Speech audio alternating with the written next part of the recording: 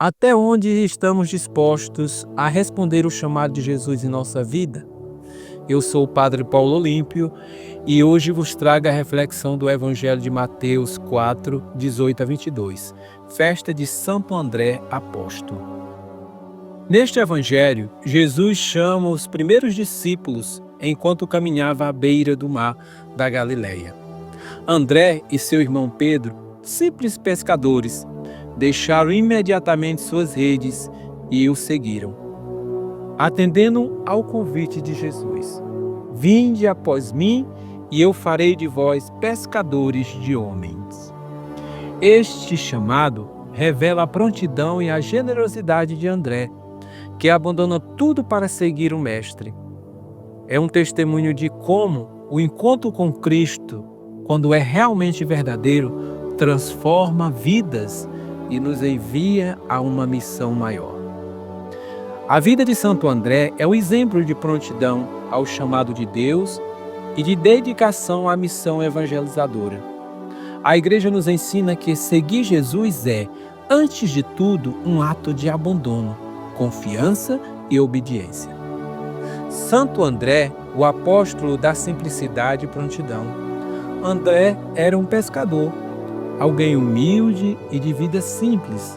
Contudo, ao ouvir o chamado de Jesus, deixou tudo sem hesitar. Ele foi o primeiro a levar outros a Cristo, como fez com seu irmão Pedro. André nos ensina que não importa quem somos ou o que temos, o importante é responder ao chamado de Deus com generosidade. Santo Agostinho reflete sobre os chamados dos discípulos.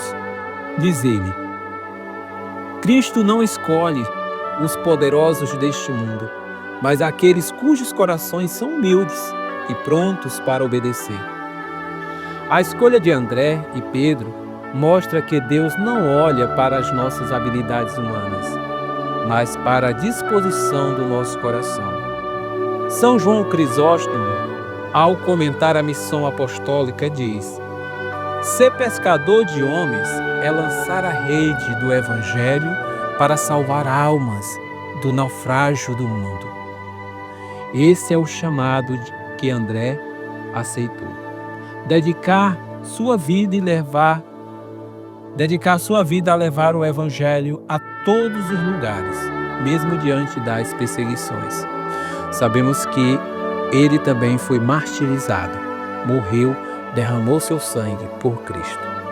Na exortação apostólica Evangelii Gaudium, o Papa Francisco reforça que todos os cristãos são chamados a ser missionários.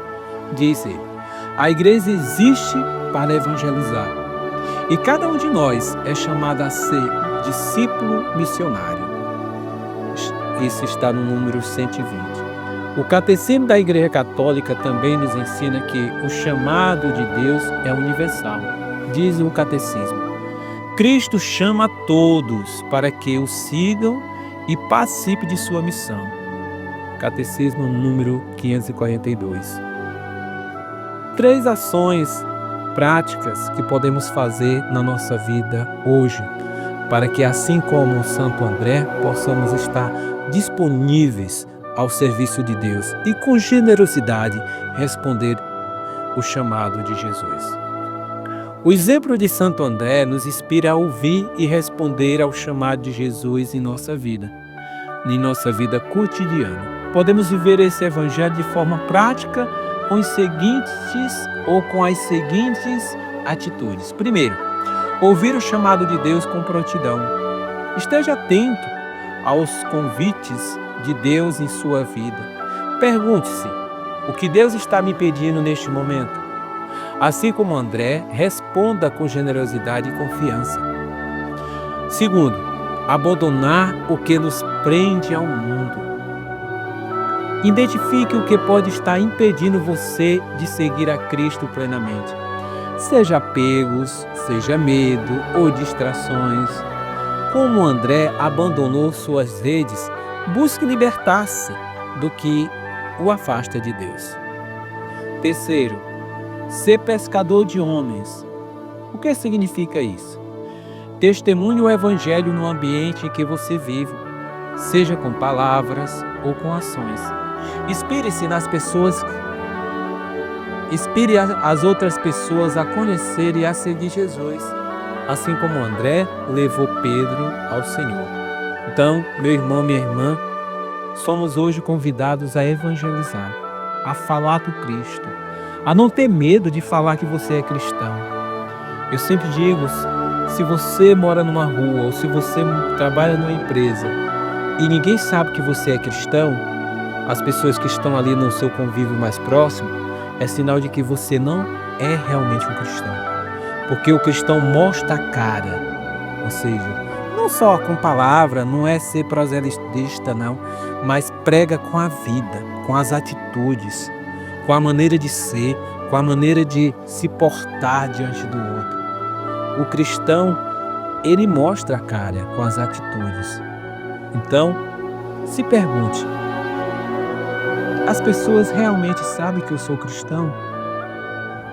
Realmente sabem que eu sou um bom cristão? Porque pode ser que as pessoas vejam você como um cristão, mas qualquer cristão.